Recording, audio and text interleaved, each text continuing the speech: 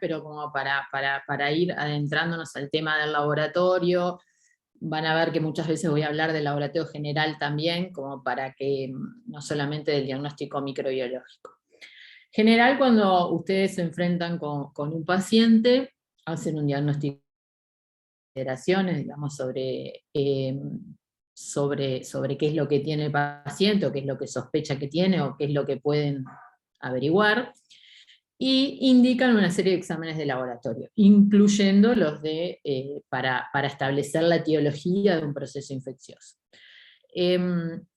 Se dice por ahí, hay una frase que resuena mucho, que se dice que entre el 60 y el 70% de las decisiones clínicas que luego se toman al final de todo este proceso de laboratorio, están basadas en un resultado de laboratorio. O sea que ustedes de alguna manera se están apoyando en el laboratorio entre un 60 y un 70% de las veces.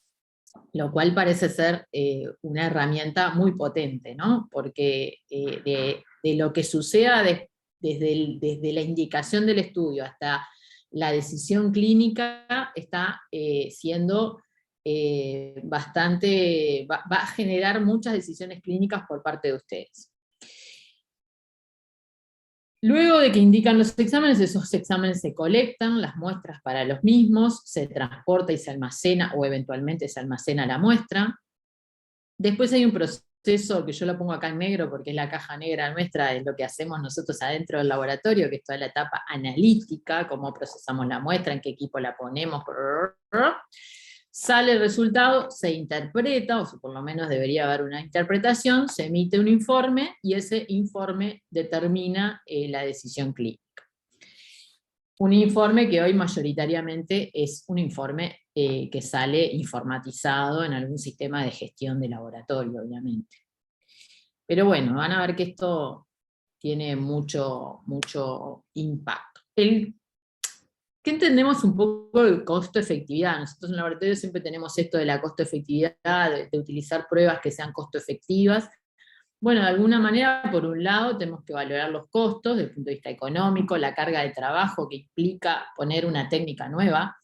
Necesito más personal, no necesito más personal, necesito qué es lo que necesito, y cuán trabajosa es esa técnica. Y obviamente la efectividad, que es el impacto y la relevancia clínica. Acá nosotros no hablamos, hablamos por un lado de los costos económicos, pero lo más importante yo diría que es que esa prueba que se hace, ese resultado, sea, digamos, tenga un impacto sobre el manejo del paciente finalmente. O sea, que tiene una relevancia clínica, para hacer nuevas cosas o para no hacer otras, lo que fuere. Entonces, ahora, ustedes con la lapicera en mano, la computadora en mano ahora, porque ahora es todo, ¿no? ¿Cuál de las siguientes consideraciones tendrían en cuenta antes de solicitar un examen de laboratorio? Los valores predictivos del test, la prevalencia de la enfermedad, el costo del examen, las características de la muestra, o todas. Los escucho. No sean tímidos.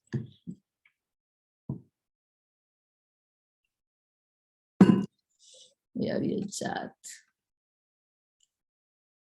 Me ponen E. Son económicos, son económicos, no ponen todos, ponen E. Bueno, sí, todo esto.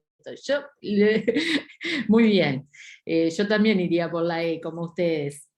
Ahora, todas estas cosas, ¿ustedes las piensan antes digamos, de pedir algo? ¿O ya tienen como un chip, digamos, que dice, esto le pido esto le pido esto, ¿no? Generalmente tenemos como algún tipo de chip, pero pensemos porque algunas de estas cosas vamos a ver que son importantes. Yo quería traerlo un poco para que pensemos.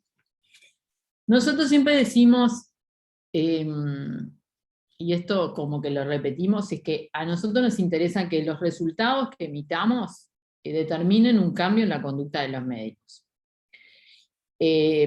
O para dejar lo que o sea, para seguir haciendo lo que venían haciendo, o para hacer algún tipo de cambio.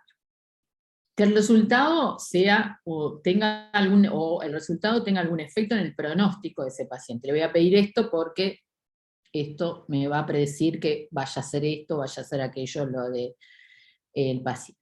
Que el tiempo de respuesta sea razonable. De ninguna, o sea, es inútil pedir un examen, ¿tá? Que luego cuando llegue el resultado en realidad ya no voy a poder hacer nada porque se pasó mi tiempo o sea, de decisiones clínicas, ya llego tarde con el resultado. Entonces, a veces uno manda a hacer exámenes y después, la verdad, que cuando llega el resultado no le sirve para nada porque ya fue, digamos. Que tengan la sensibilidad y especificidad adecuadas. Yo siempre pongo acá el ejemplo del antígeno neumocóxico en orina, un examen que en una época, ahora el COVID, sé que no hay mucha neumonía neumocóxica, pero en los pacientes que no están internados en la unidad de cuidado intensivo, la sensibilidad de la técnica, por ejemplo, los que están en moderados, es 50%. Una técnica que tiene un 50% de sensibilidad es como tirar una moneda. O sea, cae cara o cruz. 50% de probabilidad que detecte la etiología neumocóxica y 50% que no detecte la etiología neumocóxica. Entonces sirve de poco. En los pacientes de unidad de cuidado intensivo tienen mucha más sensibilidad porque son pacientes más graves y las neumonias neumocóxicas generalmente, gran parte, creo que un 80%, si la memoria no me falla, el trabajo que hicimos hace muchos años, cuando tienen neumococo, el antígeno da positivo. Obviamente los valores predictivos apropiados, que de alguna manera van con la prevalencia de la enfermedad, y que los resultados sean fácilmente interpretables por el clínico, que el clínico entienda lo que recibe, y si no lo entiende, el laboratorio tendrá que poner algún comentario para que entienda el resultado, de qué vamos, qué pusimos, por qué pusimos eso. ¿Cuál es la responsabilidad del otro lado, del lado de ustedes? Bueno, conocer el menú de exámenes que hay, completar la orden médica, y dar instrucciones para la recolección de la muestra u eventualmente obtener esa muestra, ¿no? Dependerá un poco de qué tipo de muestra clínica se trate.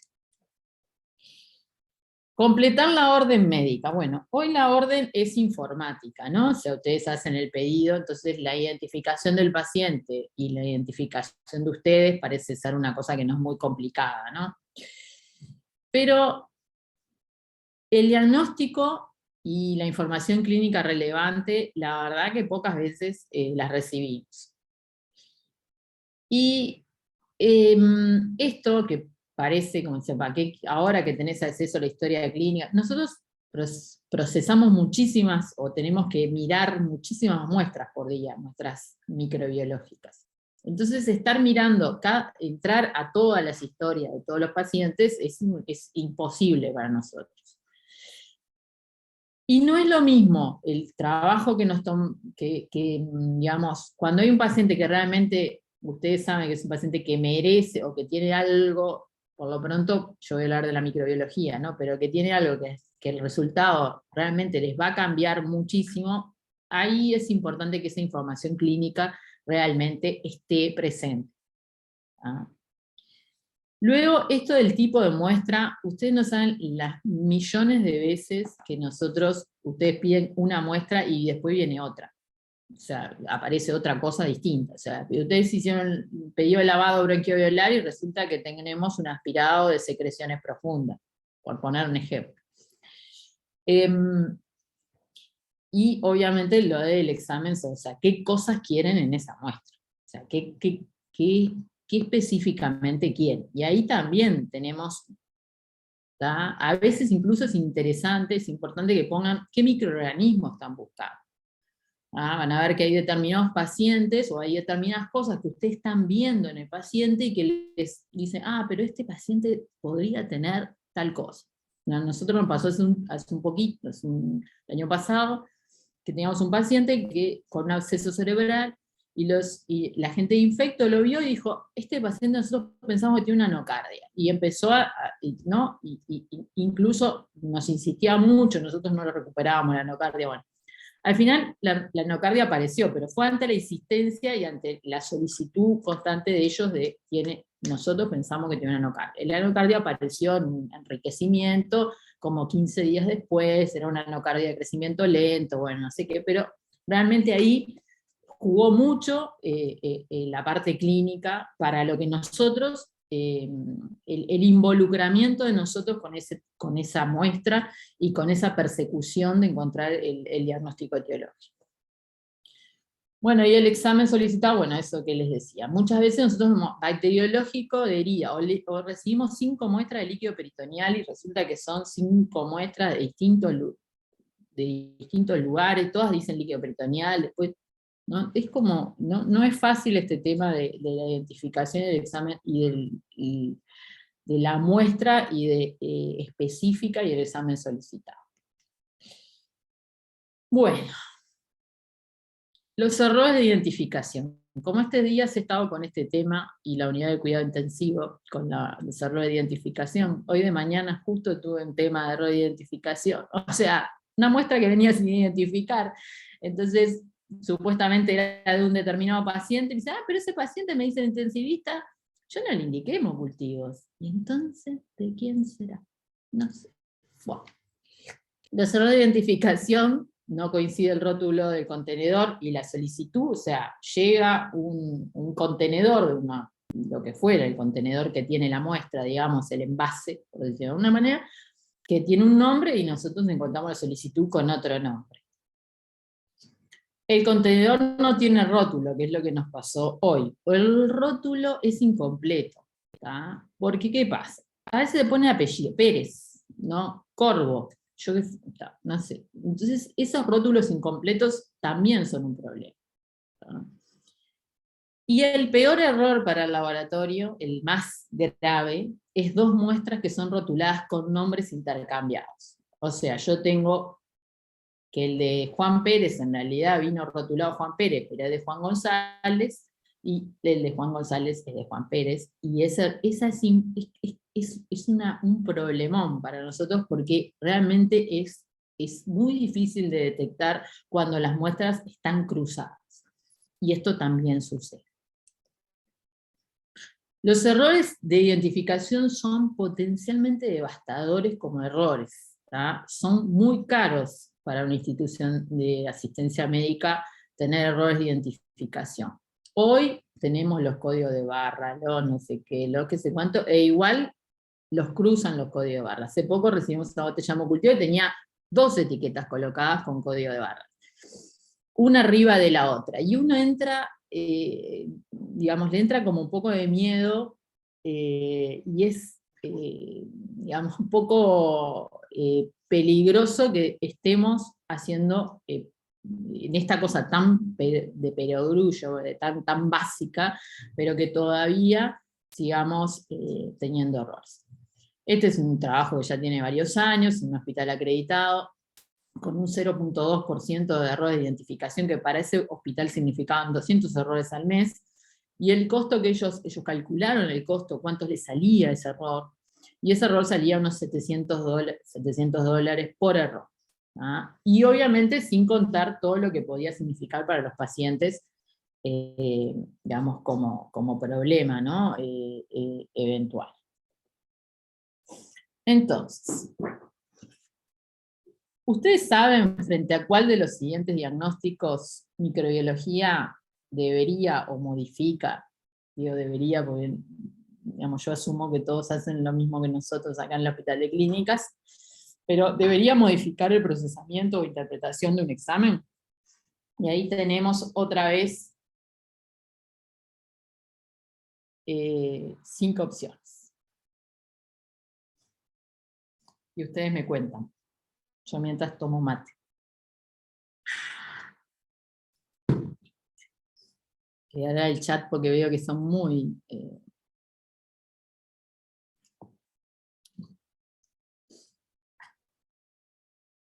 sí.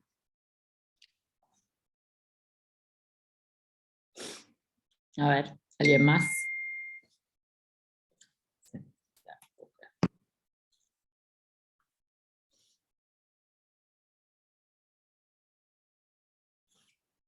No sean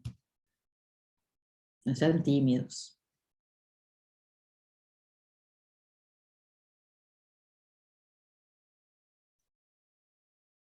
Bueno, ya veo que están muy tímidos. Vamos a pensar. Si tengo unos hemocultivos con sospecha de endocarditis infecciosa, ¿el laboratorio hace algo distinto que si tiene un hemocultivo cualquiera? Hace cosas distintas. Los hemocultivos con sospecha de endocarditis deberían prolongarse un poquito más la incubación. Entonces, hay determinados microorganismos que hacen que los 5 días, que es el habitual de incubación de un hemocultivo, a veces cuando hay una endocarditis podemos prolongando un poco para recuperar algunos agentes muy poco frecuentes, pero eventualmente pueden estar algunos agentes poco frecuentes. Por ejemplo, voy a decir otra cosa que está. Por ejemplo, la artritis de hombro, ¿tá? Una infección de la articulación del hombro en un posoperatorio, por ejemplo, que puede estar un Cutibacterium acnes, que antes era Propionibacterium acnes. Eso nos implica, es otro ejemplo, ¿no? Que no tiene nada que ver con esto, pero eso nos implica que el hemocultivo, que la muestra de líquido articular hay que enriquecerla por lo menos 14 días, por ejemplo. Entonces, hay determinadas cosas que sospecho. Por ejemplo, si yo tengo un cultivo aspirado traqueal para diagnóstico de neumonía, ustedes dirán, y bueno, acá capaz que hago alguna cosa distinta. Lo incubo algún otro día más, o capaz que si yo estoy segura que tiene una neumonía, identifico algún microorganismo que habitualmente no identificaría por alguna razón. Por ejemplo, nosotros en este hospital los aspirados traqueales los sembramos en forma semi-cuantitativa, y solo informamos los cultivos que tienen una semi-cuantificación alta, que nosotros le decimos que crecen hasta el tercero o cuarto cuadrante. Solo informamos esos. Los que están por debajo de eso, no los informamos. Entonces, si nosotros sabemos que tiene una neumonía, probablemente informemos recuentos más bajos en la semicuantificación. Los hemocultivos extraídos por vía venosa central. Bueno, los hemocultivos extraídos por vía venosa central, eso tenemos que saberlo siempre. Y bueno, muchos pusieron el C ahí, lo pusieron. Lo tenemos que saber no porque el procesamiento específico sea distinto, sino porque la interpretación es diferente. La tasa de contaminación de los hemocultivos extraídos por vía venosa central es mucho más alta, y necesitamos saber que ustedes lo están utilizando seguramente para el diagnóstico probable, posible, de una bacteriemia relacionada a catéter. Entonces tenemos que mirar, ¿fue extraído a la misma hora? ¿Qué volumen de sangre tiene esa central con respecto al periférico? ¿Trae el mismo volumen o no? ¿Cómo va a interpretar ese resultado? ¿Cuál avisa primero? Bueno, todo lo que después van a hablar de bacteriemia relacionada a catéter. Entonces necesitamos saber que el hemocultivo ese fue extraído por vía venosa central. Y ya lo voy a decir hoy, para que quede claro, para ustedes que se están formando, si ustedes sacan un hemocultivo en el contexto de la colocación de una vía venosa central, o sea, estoy colocando la vía y saco un hemocultivo en ese momento, el hemocultivo es por vía venosa central, no es un hemocultivo periférico. Ustedes ya tienen la vía colocada. Y las maniobras que hicieron para colocar la vía venosa central van a causar que la tasa de contaminación de ese hemocultivo sea muy alta, seguramente. Bueno, en el inmunocompromiso, que todo el mundo lo contestó, es sin duda el inmunocompromiso determina prolongación de los tiempos de incubación. Tengo que prolongar porque muchas veces hay microorganismos de mucho más lento crecimiento. Determina que yo haga otras tinciones a veces para buscar determinados microorganismos específicos que lo encuentran determinadas tinciones y otras no. Entonces ahí hay muchas cosas. Entonces muchos datos necesitamos para poder interpretar las cosas. Espero ser clara, cualquier cosa me interrumpen y me hacen alguna pregunta. Bueno. Es también responsabilidad del médico dar instrucciones en la toma de la muestra, el sitio de obtención, el tipo de muestra, la cantidad o el volumen adecuado, el contenedor adecuado y las condiciones de transporte. Todo también es, de alguna manera, cae en responsabilidad de ustedes, aunque se supone que hay un instructivo para que enfermería cumpla en muchas de estas situaciones. ¿Cuántos de ustedes han observado cómo enfermería colecta las muestras microbiológicas? ¿Cómo rotula los hemocultivos? ¿Cuántos corroboran que si la muestra es una LVA, la solicitud no diga aspirado traqueal y viceversa? Que tienen un procesamiento completamente distinto. A veces nos dicen, pero eso era un lavado. Y bueno, pero tú pediste un aspirado traqueal y acá. ¿Y qué hacemos ahora? Porque no lo procesamos como el lavado. El lavado lleva una siembra cuantitativa, pero, digamos, y del otro lado, esta es otra cosa importante, no siempre está el microbiólogo. Generalmente hay un licenciado en laboratorio que está sembrando, mira, lavado, siembra bien. Aspirado traqueal, siembra como un aspirado traqueal, o sea, no va a mirar la muestra, decir, ay, esta que viene así, capaz que es un lavado, voy a llamar, no, olvídalo. ¿Cuántos corroboran que la muestra, si la muestra es hemocultivo por vía venosa central, la solicitud y el rótulo de las muestras diga esto? ¿Ah? O sea, la botella diga, esta está sacada por la central. ¿Cuál es la central y cuál es la periférica? A veces nos llaman y dicen, no, pero yo sé una central una por periférica. Sí, pero las muestras no venían rotuladas, yo no sé cuál es cuál. O sea, no hago predicción de adivinación. No, porque la primera y empiezan a hacer un pensamiento. No, ya ahí, olvídalo. Bueno, el otro gran tema, y este es un tema que les debería importar, porque de acá determina el diagnóstico de una de las patologías más importantes que ustedes ven desde el punto de vista infeccioso y que hace que tengan este semestre de sepsis, que es la sepsis. El volumen de sangre es la variable más importante en la recuperación del agente causal de una bacteriemia o una fungemia. Es la número 1, el volumen de sangre que sacan y que colocan en las botellas de hemocultivo.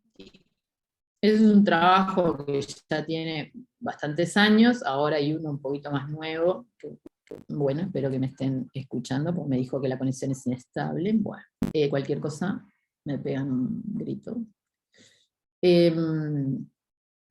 El volumen de sangre acá, bueno, vamos a ver que acá está, para este trabajo nosotros lo monitoreamos en función del servicio solicitante, y solo acá en este caso miramos la botella, o sea, la botella y cuánto volumen. Una botella, el volumen esperado es que tenga 10 mililitros más menos 1, que es el volumen aceptado, o sea, que tenga 9, tenga 10 o tenga 11.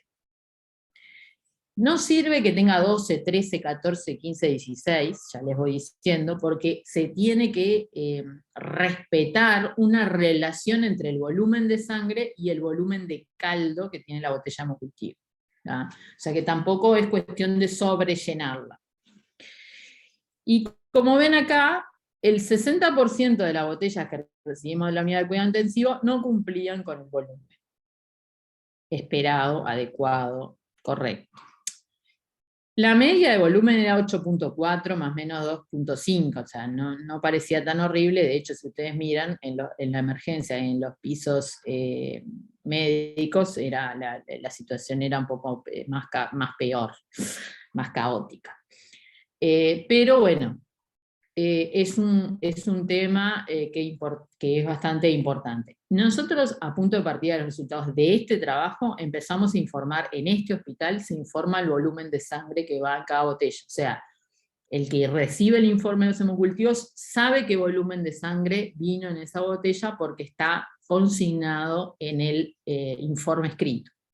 De manera que luego pueda trabajar para mejorar, o sea, nuestra intención es que trabajen para mejorar eso, ¿no? Que de hecho ha mejorado un poco, les voy a decir. En este mismo trabajo nosotros medimos cuál era la tasa de verdaderos positivos, o sea, sacamos los contaminantes, nos quedamos con los verdaderos positivos, o sea, cuando ustedes recuperaban un agente que seguramente fuera el causal de la bacteriemia, o sea, un colio, una salmonella, un estafilococcus aureus, o sea, gérmenes patógenos verdaderos. Cuando el volumen era inadecuado, la tasa de positivos verdaderos era 5.8%. Y cuando la tasa el volumen era adecuado, la tasa de positivos verdaderos era 10%. ¿tá? Y hay una P significativa entre estos dos, digamos, o sea, demuestra, digamos, esto demuestra que el volumen, o sea, lo que dice toda la literatura, lo demostramos, digamos, con números. ¿Vamos bien hasta ahí? ¿Ahí alguien está preguntando? ¿Se escucha bien? Ah, perfecto, buenísimo. Está, porque me ponía conexión inestable, por eso tenía como un poco de miedo. Bueno, y esto claramente tiene impacto clínico. Si el laboratorio de microbiología en el que ustedes trabajan aún no les informa el volumen, yo les diría que comiencen a pedirle volumen de sangre. Es muy sencillo de calcular, simplemente es una diferencia de peso entre la botella vacía, o sin sangre, perdón, no es vacía porque tiene caldo, y la botella que viene, obviamente, inoculada con la sangre, ¿no? Hay que hacer una diferencia, se multiplica por un factor que es la densidad de la sangre y salen la cantidad de mililitros que tiene. Entonces es una cosa bastante sencilla y creo que de muchísima utilidad. Ahora están, seguramente en algún momento lleguen a Uruguay, van a llegar los equipos de incubación de hemocultivos que ya pesan las botellas y calculan solas. Calculan solos los equipos. O sea que, bueno, capaz que en breve la tecnología nos ayude con esto. Bueno, ahora vamos a ir a otro tema muy... tema un poco espinoso, por decirlo de alguna manera. ¿En cuánto estiman ustedes que es la sobreutilización de los test de laboratorio en un hospital? En cualquiera, no vamos a decir en un hospital de clínicas porque no está calculado. Pero, ¿cuál les parece a ustedes que debe ser la sobreutilización del recurso laboratorio todo laboratorio, no solamente la microbiología, por decirlo de alguna manera, que debe ser mucho menos que el resto del laboratorio general?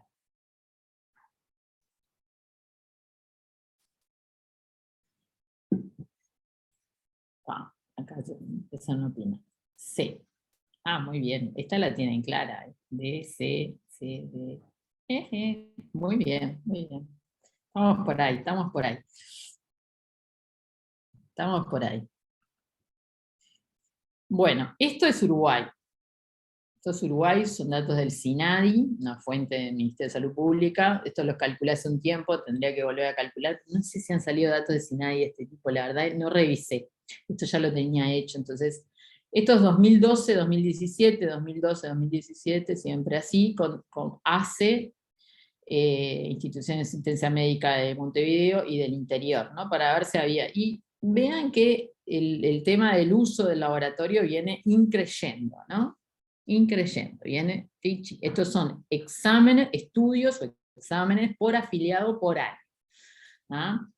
Sin embargo, esto que está acá abajo, que es la radiología, ¿no? Lo que está en verde, está bastante estable, ¿no? Es menos, viene aumentando, pero mucho más. Pero el laboratorio, vamos, bueno, no sé, ahora con el COVID debe ser tremendo lo que ha aumentado el laboratorio, ¿no? Eso no los tendría que mirar porque los tendría que separar del resto, porque seguramente sea tremendo esto del uso del laboratorio, va a ser una cosa impresionante.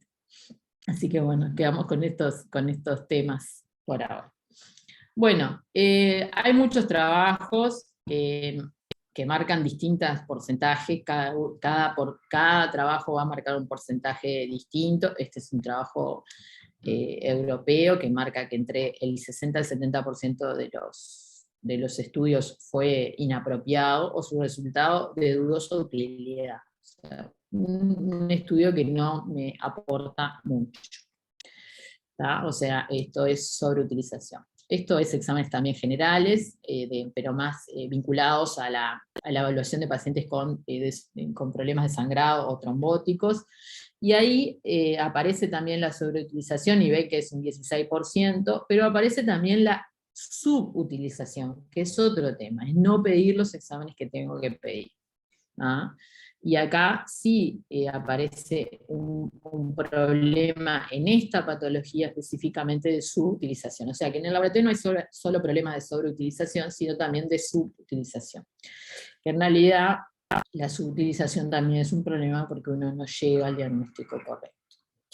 ¿Tá? En general, entre el 5 y el 30% de los test que se piden son innecesarios, no aportan nada al diagnóstico o al pronóstico del paciente. Es un valor que está ahí o es un resultado que está ahí, pero yo no voy a hacer nada en relación a esto.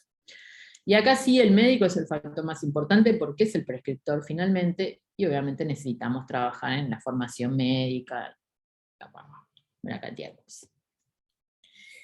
Esto se los traje, que es un tema de probabilidad, pero a medida que se piden más exámenes, más probabilidad de que un examen tenga un resultado patológico. O sea, acá tienen número de exámenes solicitados y acá tienen el riesgo de que por lo menos un resultado esté fuera del rango de referencia. Y vean que ya cuando piden cerca de 20 exámenes ya tienen un 95% de probabilidad o de posibilidad de que uno les dé fuera del rango.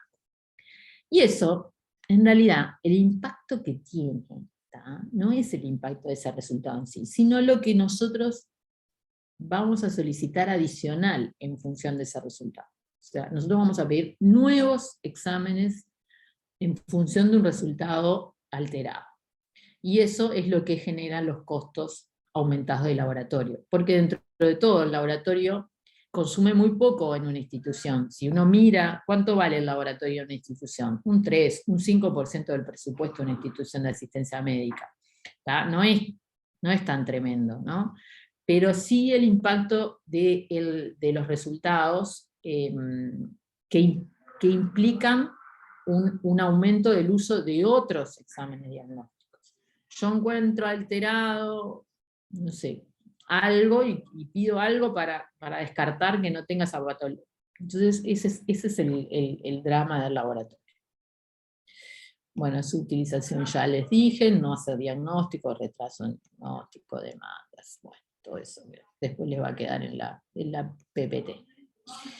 Bueno, y en relación a la microbiología exactamente, ¿qué se subutiliza? Bueno, una de las cosas que se subutiliza más es la tinción de gramo.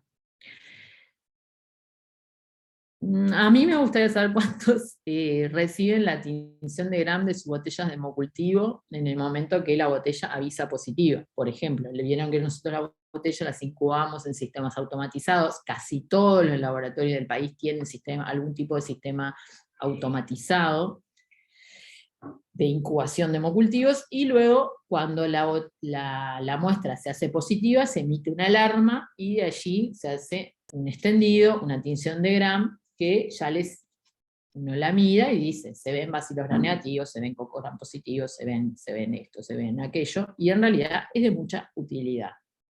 ¿Tá? Sobre todo si va acompañado de una charla con el médico o quien esté a cargo del paciente. ¿Ah? La tinción de Zell-Nielsen también es un recurso bastante poco utilizado, porque hoy hay que pedir otras técnicas. Ginesper, para así, más como la técnica de moda. La sobreutilización, bueno, otro tema espinoso. El cultivo de expectoración aspirados traqueales sin sospecha de neumonía. Acá hay que sentarse y discutir.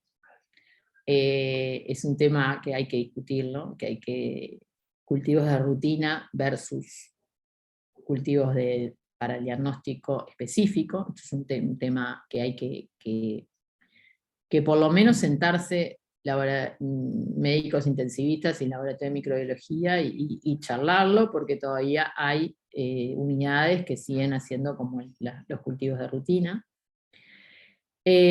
Más de 2 muestras de hemocultivo por paciente en 24 horas. O sea, lo que hay que aumentar para aumentar el volumen es la cantidad de botellas que uno extrae por muestra, ¿no? Por extracción. ¿No? Uno saca y quiere aumentar el volumen, bueno, lo que hace es sacar más botellas, sacar más volumen y colocar en más botellas, pero no hacer más muestras. Los cultivos de la úlcera por presión con hisopo, pasan un hisopo por allí y nos mandan una cosa que en realidad no tiene mucho valor, porque es un cultivo superficial generalmente, que no da ninguna información. Los coprocultivos en los pacientes hospitalizados. Los pacientes hospitalizados no se les hace coprocultivo, se les hace búsqueda de Clostridium difficile, pero no se les hace coprocultivo. Coprocultivo no da ninguna información, busca Salmonella y Shigella, que no les da nada. Nada. Cuando el paciente está hospitalizado más de 3 días, lo que hay que pedir, y empieza con diarrea, lo que hay que pedir es la búsqueda de Clostridium difficile. No coprocultivo ni coproparasitario, salvo en alguna circunstancia muy puntual, que sea un paciente inmunocomprometido, que sospechen algo, o que ya venía con diarrea, entonces, pero cuando alguien desarrolla una diarrea dentro del hospital, no es por la Salmonella Shigella, salvo que haya un brote de intoxicación alimentaria en toda la institución, que por suerte, gracias a Dios, ya hace tiempo que no los vemos, ¿no? Porque eso era de hace 20 años, cuando yo empecé a hacer microbiología. Bueno, la mala utilización, bueno, las repeticiones innecesarias. Nosotros somos un paciente que le piden 2 aspirados traqueales el mismo día, 2 urocultivos el mismo día, no miran el resultado anterior o que ya tiene uno pedido, le vuelven a pedir. Bueno, el volumen obviamente, o sea, hacer un hemocultivo donde yo puse 2 mililitros de sangre, realmente es como tirar la plata, ¿no? La botella de hemocultivo sale bastante cara, les voy a decir, y bueno. Y también los hemocultivos contaminados. Que un hemocultivo se contamine es perder una oportunidad de hacer un diagnóstico correcto, o de decir no tiene nada. Pero cuando uno recibe un Coablasa negativo, tiene que hacer todo un pensamiento, de decir, ¿será el patógeno, no será el patógeno, será clínicamente significativo, lo trato, no lo trato? Bueno, este es un trabajo, no está separado por CTI, este es un trabajo que nos aceptaron este año en el Congreso Europeo de Microbiología y Enfermedades Infecciosas, y bueno, todavía no está ni hecho el póster, pero bueno, les traigo esto como muy de la cocina, de la tablita. Vean que nosotros, las botellas con menos de 8 mililitros en este hospital, estos son, si yo mal no recuerdo, son datos de 2019, 2020, hasta mediados de 2021, es así, son 16.000 botellas de hemocultivo. Menos de 8 mililitros tienen el 30% de las botellas de este hospital, el Hospital de Clínicas, que es un número bastante grande. Las botellas con más de 12 mililitros fueron 9.3, o sea, menos de un 10%, está dentro del esperado, menos de 10%. Los episodios con una botella sola, ¿tá? O sea, aquellas veces que solo sacaron uno. Algunas veces sacan 6 por día y otras veces uno solo, que también es un evento porque después cuando da un Coablasa negativo, la botella única, uno queda, no sabe para dónde agarrar. No sabe cómo interpretarlo. Bueno, ese esperado es menos de 10%, estamos dentro de, pero la verdad que es un evento que complica bastante.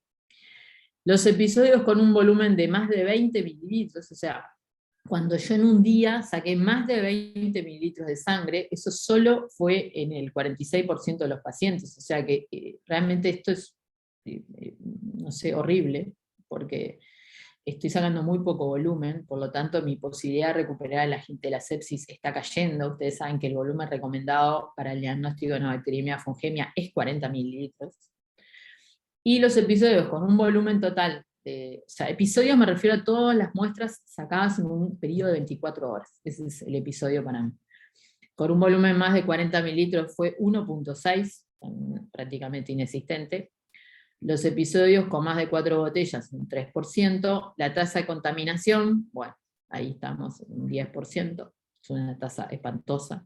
El esperado es menos de 3, y ahora ya están saliendo una cantidad de literatura que dice 1%, el esperado.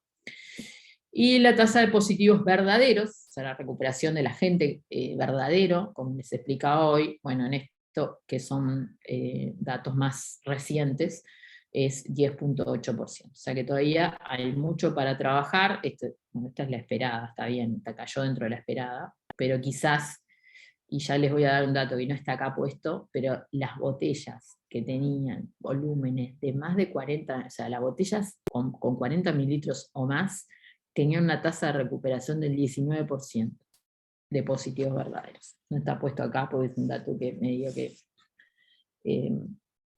pero bueno, hay que trabajar en esto de los hemocultivos y de la utilización. Bueno, y ahora vamos a ir haciendo la recta final con los estudios de alto costo en microbiología, los queridos y nunca bien ponderados paneles multiparamétricos, moleculares, etcétera, etcétera, que nos generan una pelea todos los días en este hospital, o casi todos los días, o día por medio, para ser más. Cuando, y esto no tiene que ver ustedes, pero no tiene que ver ustedes, o sea, puede ser desde intensivo, de la emergencia, pero cada vez que hay una infección del sistema nervioso central de origen comunitario, las solicitudes son bacteriológico, micológico, GINESPER, FilmArray, tinta china, me faltó, antígeno de cripto. Bueno, todas esas cosas se piden como en un... El tema es que nosotros, en este hospital, hacemos una vigilancia muy de cerca del consumo de este tipo de paneles. Bueno, entonces ahora vamos a ver. ¿Qué volumen de líquido cefalorraquídeo requiero para cumplir todas estas solicitudes? A ver, para el bacteriológico, el micológico, el GINEPER, el FilmArray. Los escucho. O los abro el chat. Si quieren pueden poner bacteriológico tanto, micológico tanto.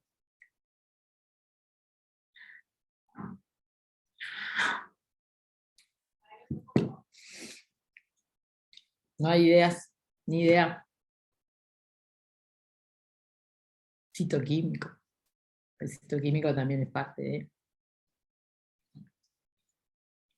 Bueno, le veo tibias. Mucho volumen necesito. Entonces, eso es lo primero. O sea, si pido todo, necesito mucho volumen. Si no, algo no me va a salir bien.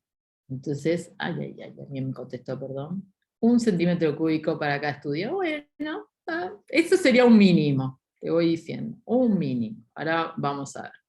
Eso sería un mínimo.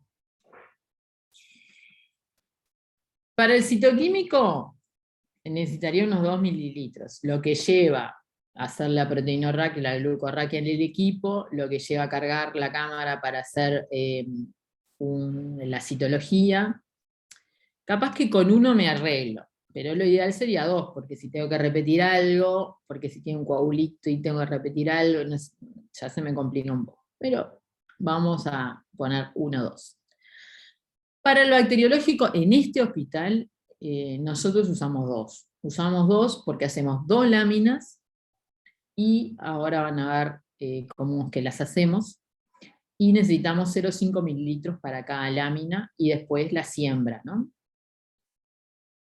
Para el micológico se dice que se necesita por lo menos 3 mililitros para poder hacer el antígeno de cripto, la tinta china, y sembrar los medios de micología.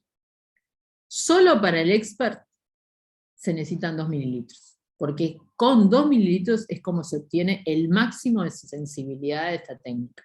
Nosotros estamos usando en este momento, es para MTV parece que fue... No, es para tuberculosis RIF, o MTV en inglés, el es para tuberculosis, ¿verdad? Se cargan 2 mililitros. Para mandar a la lucha la muestra, para hacer el gol estándar, otros 2 mililitros. Para el FilmArray, gracias a Dios, necesitamos 500 microlitros, o sea que es 0,5 mililitros. No, una cantidad de volumen. O sea que muchas veces en este hospital hay que hacer 2, a veces nos pasa que hay que hacerle 2 veces PL a los pacientes, porque en la primera salieron ciertas cosas, en la segunda, pero bueno, este es el panorama. Otra cosa que a veces también me peleo, sin citoquímico no procesamos pruebas moleculares en este hospital. Eso es un sine qua non. ¿Tá?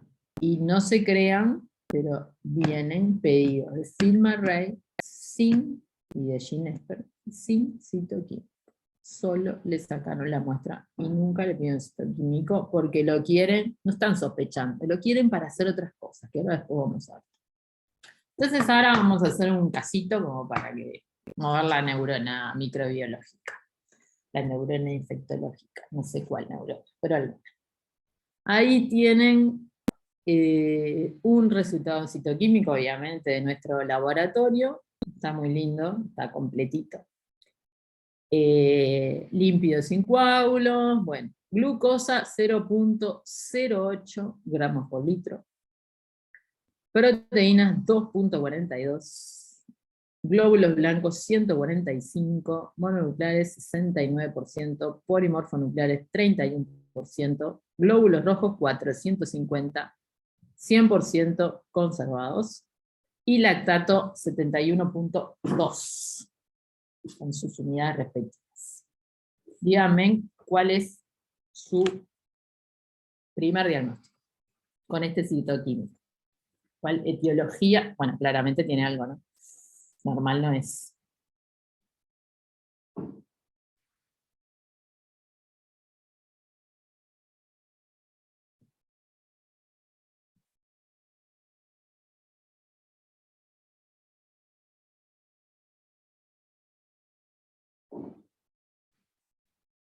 Voy a abrir el chat.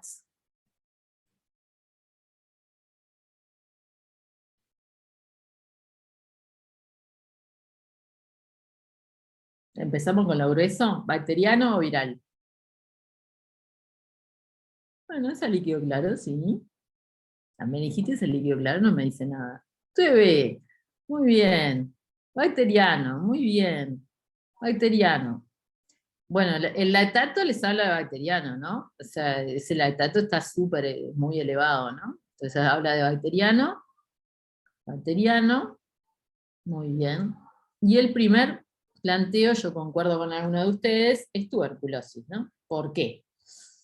Porque tiene un predominio a mononucleares. Si uno mira acá, no parece ser podría ser una meningitis aguda supurada si fuera al revés, ¿no? Si los polimorfonucleares fueran el 70%, pero en este caso los mononucleares son 69% y los polimorfonucleares son un 30%.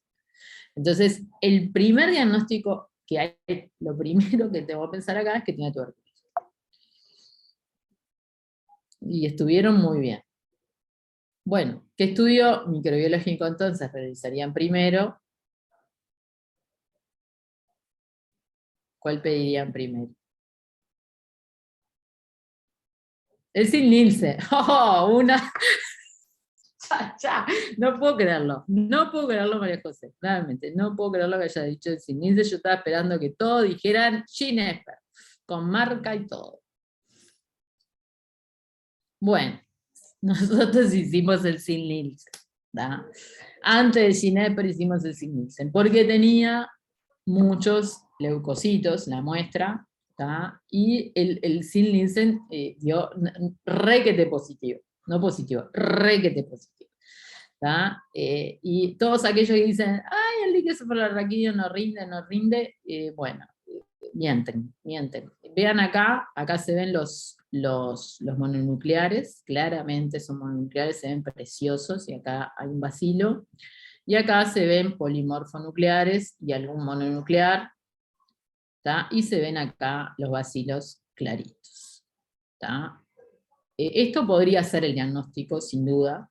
Después vamos a ver por las características del paciente, nosotros igual, ahora van a ver lo que hicimos. Esta es una citocentrífuga. Nosotros en este hospital logramos ver así los Sil-Nielsen de líquido cefalorraquídeo y de líquidos pleurales en determinados pacientes. Obviamente esto no se ve en todos los pacientes con meningitis tuberculosa, porque citocentrifugamos. Hacemos una técnica especial, con unas láminas especiales y con una serie de cosas muy particulares, pero que nos permiten lograr una concentración de la muestra muy importante. Por eso la muestra se pone en un dispositivo, y como que impacta todo eso sobre este hoyito que está acá en la lámina, que ustedes ven ahí, bueno, y eso nos permite hacer estos diagnósticos. E hicimos un Ginespper, ¿no? O sea, porque no se lo merece, ¿no? Si no se lo hacemos a este paciente, y obviamente fue positivo. Digamos, acá están los famosos CT, que ahora están tan en boga, pero bueno, acá levantó todas las ondas, levantaron todas las ondas. Vean que para la tuberculosis tiene un control, y luego tiene 1, 2, 3, 4, 5 sondas, levantó todo.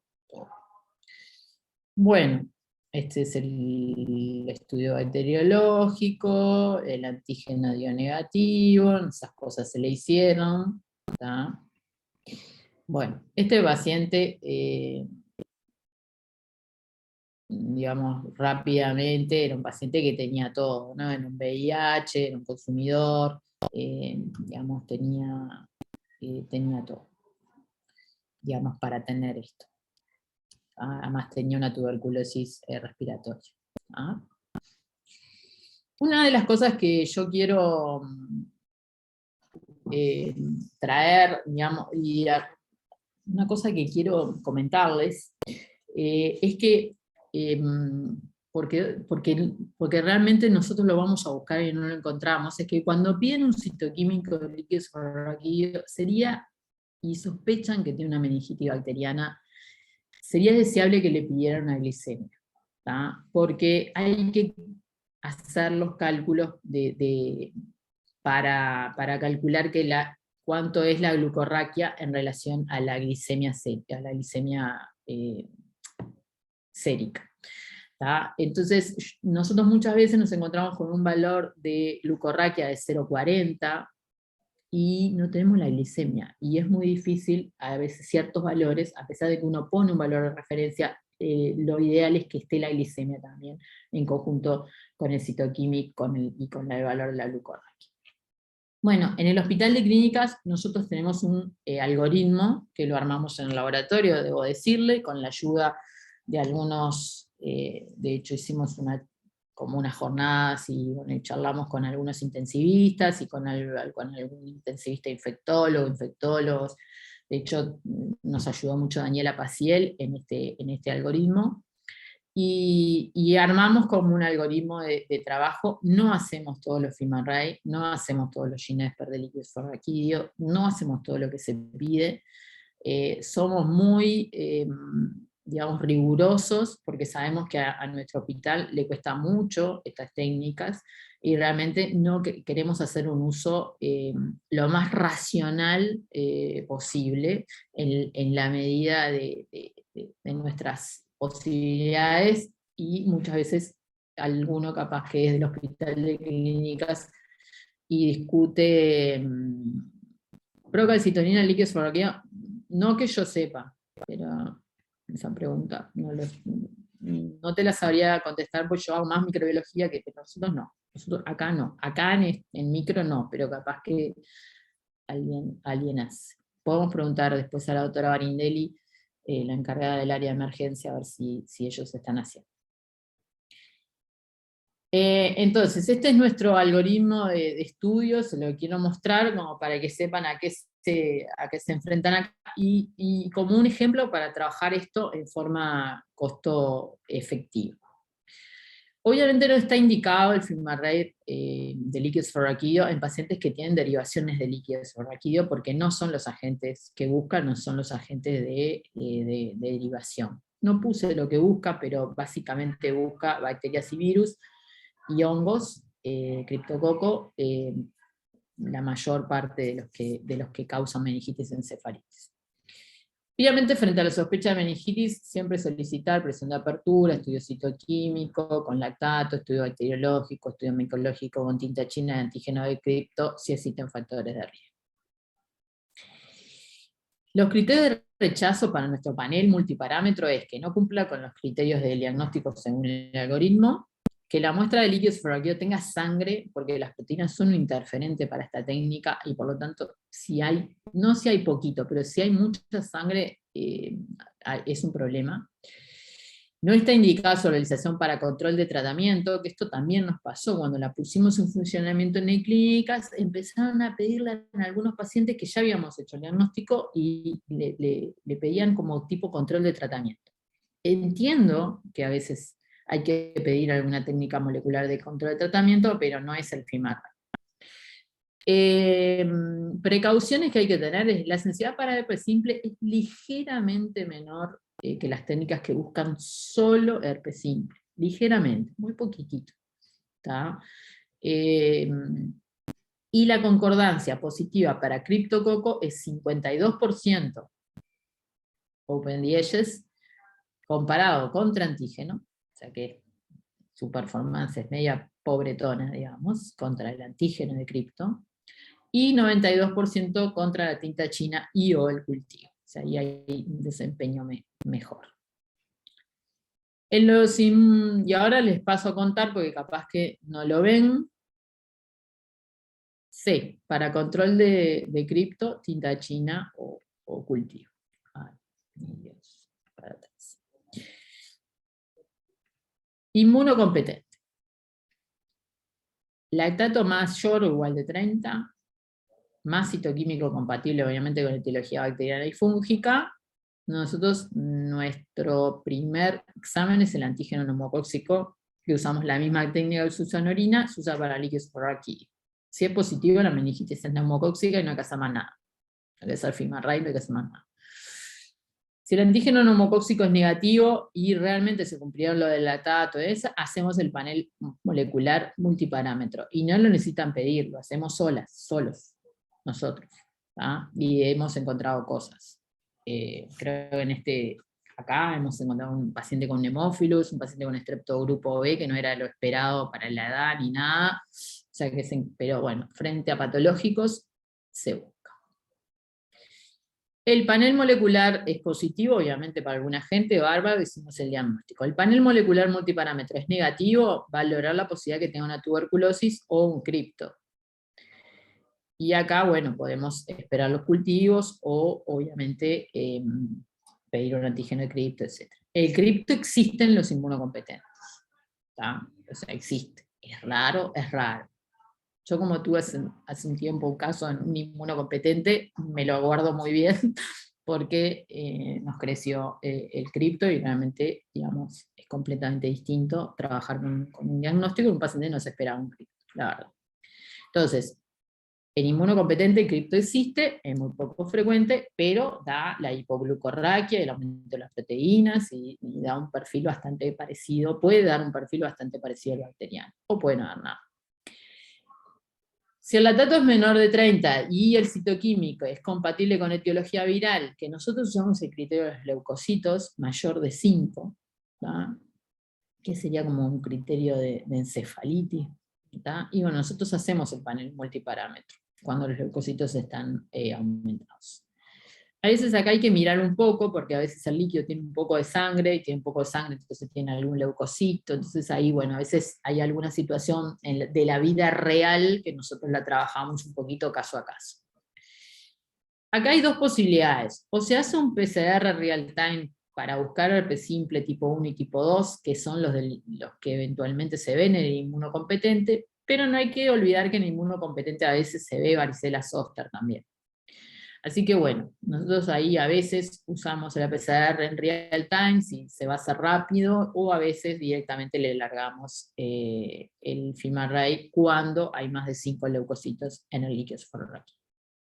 Si eso es negativo, lo ideal sería tener una muestra para el Departamento de Laboratorio de Salud Pública para buscar otros agentes de encefalitis. O sea, cuando la encefalitis es clara, hay un aumento de proteínas, tiene leucocitos a predominio mononuclear linfocitario, muchas veces se puede buscar otros agentes, más un poco frecuentes, pero hay otros virus que pueden causar encefalitis. Si los leucocitos son menos de 5, nosotros no le hacemos en primera instancia el panel. Y acá Bueno, hay todo un tema, pero generalmente no, o sea, no terminamos haciendo el panel nunca. ¿Tá? Somos muy estrictos. Si es inmunocompetente, no le hacemos el panel. ¿Tá? No le hacemos el panel, lactato menos de 30, leucocitos menos de 5. Está claro, ¿no?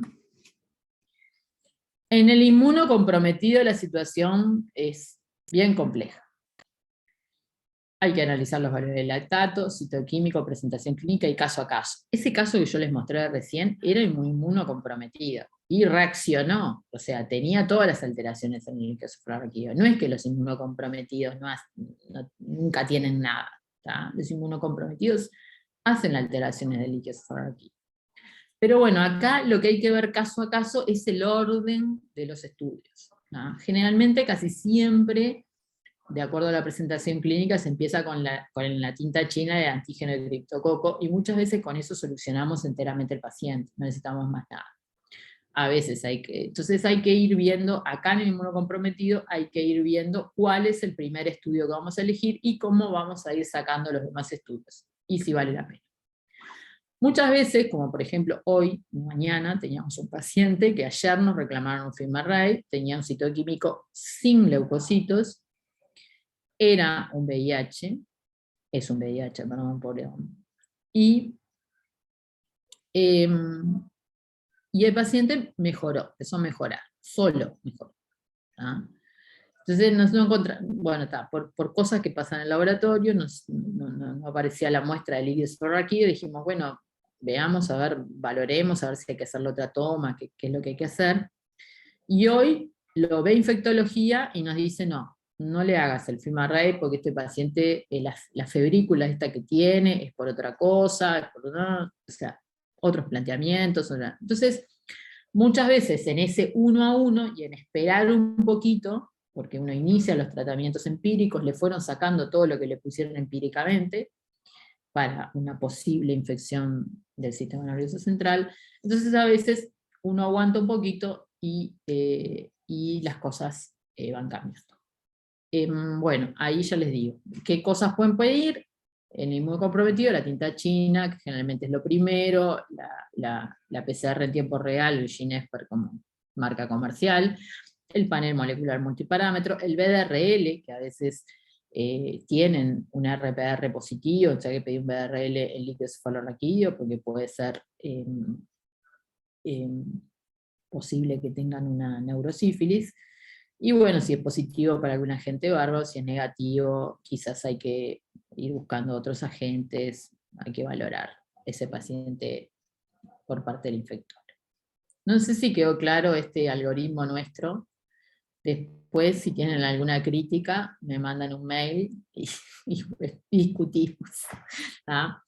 Pero realmente esto por ahora ha resultado bastante bien, y les voy a decir que nosotros no hemos visto ningún FilmArray positivo en pacientes que no tienen alteraciones del citoquímico. Incluso en los inmunocomprometidos, muy pocas veces, me acuerdo, o sea, les diría que 1 o 2 pacientes que no tenían nada, y que el FilmArray dio positivo, pero que, bueno, en la charla surgió que clínicamente tenía cosas y que realmente valía la pena, y, bueno, y a veces aparece algún citomegalovirus, sobre todo en los pacientes que tienen menos de 50 CD4, en el caso de los VIH, y en pacientes neutropénicos, eso sí, tienen citoquímicos normales y pueden tener cualquier cosa. Bueno, las causas del uso inadecuado de los test, ya las saben todas, medicina defensiva, la facilidad de acceder a los test. Desde que pusimos acá el FilmArray en la clínica, el pedido empezó a correr como agua, ¿no? Antes no estaba, había que hacer una firma, una cosa, se complicaba, ¿no? Obviamente, ahora es mucho más fácil pedir. Falta de conocimiento, rendimiento, costos del test, screening de enfermedades de baja prevalencia, la curiosidad innata. Yo a veces discuto con una colega, y pues yo quiero saber, ¿te va a cambiar algo saber esto? Me acuerdo con algún FilmArray respiratorio alto, ¿no? Para encontrar un virus. Y dice, ¿te va a cambiar algo que vos sepas que es un rinovirus lo que le está causando la bronquitis, ¿no? Porque ni siquiera tenía neumonía, porque te entiendo una neumonía en medicina intensiva, bueno, saber a la gente me parece correcto, pero a veces pacientes que tienen cosas altas, ¿viste? Y quieren saber, no sé, sobre todo en los niños. Bueno, muchos médicos viendo al mismo paciente, en un seguimiento no correcto, y bueno, problemas. Bueno, y esto, ya vamos a terminar con esto. ¿Cuál es el impacto de los informes microbiológicos? Vamos a cambiar un poco el ángulo de la información, porque yo esto sí se los quería mostrar sí o sí, para que vean que el informe microbiológico y la necesidad de diagnóstico microbiológico, porque esto no solamente tiene un impacto en el corto plazo. Ahora vamos a ver por qué. El informe microbiológico completo, yo hoy no hablé de cuando encuentro un microorganismo, cuando hago la susceptibilidad, después con Matilde van a hablar muchas de estas cosas. El impacto a corto plazo, obviamente, es la modificación de manejo del paciente, el cambio terapéutico, escalar un tratamiento antibiótico, desescalar. La alerta microbiológica, cuando encuentra una carbapenemasa, una resistencia a colistina, ¿no? Eso es como lo que tiene que salir con velocidad, ¿no? Y ahí tiene todo un trabajo en el laboratorio de microbiología. Pero en el mediano plazo, los resultados microbiológicos sirven para la vigilancia y para el control de infecciones, sirven para el diseño de políticas de antibióticos, para elaborar las guías de tratamiento, para colocar las terapias empíricas. Sirve realmente para la investigación clínica, más en este hospital, para los ensayos clínicos, y obviamente para la gestión. Y a largo plazo para el conocimiento de la formación y la investigación clínica con los estudios retrospectivos. Realmente muchas veces vienen al laboratorio pidiendo los resultados para hacer un trabajo. Entonces, bueno, este trabajo está basado en... Hay gente que lo hace prospectivamente, pero muchas veces quieren los resultados finales para hacer el trabajo retrospectivamente. Entonces, esto pasa a ser muy importante. Entonces, por todo eso, realmente es importante hacer diagnóstico microbiológico. Yo intento, en la parte que me toca a mí como docente de microbiología, es que los microbiólogos sean clínicos, o sea, de alguna manera no solamente sean este hombre ahí en el laboratorio, sino que aporten al trabajo en equipo y a dilucidar la situación o el diagnóstico en los pacientes, o sea, que aporten al trabajo en equipo. Muchos saben que yo, además de trabajar acá en clínicas, trabajo en este momento, volví al Hospital Pasteur y todas las semanas me junto con los intensivistas a discutir los pacientes, a darle los resultados, pero a su vez en ese ida y vuelta de enseñanza, la verdad que ellos me enseñan muchísimo, los intensivistas me enseñan de los pacientes, de sus problemas, y yo trato de aportar desde el área de microbiología a las pequeñas cosas en el día a día. Y para mí es una reunión que realmente es muy valiosa y creo que logramos cosas muy buenas trabajando en equipo. Así que la comunicación para mí es como fundamental y muy importante en todo este proceso. Así, la charla de hoy era introducirlos en algunas cosas y generales. La próxima charla van a ver específicamente diagnóstico microbiológico de neumonía, bacteria relación a catéter, infección urinaria, todas las cosas que vamos a estar viendo. Pero de alguna manera quería que les quedara el mensaje de charlen con el microbiólogo, vean qué criterios tiene para informar las cosas, comuníquense, cuando tengan un paciente complejo, complicado, que requiere algo del área microbiológica, pregunten, llamen, pregunten, involucren al microbiólogo en la decisión o en el trabajo, digamos, que les dé una mano, que les diga, bueno, hace esto ahora, hace aquello, hace lo otro.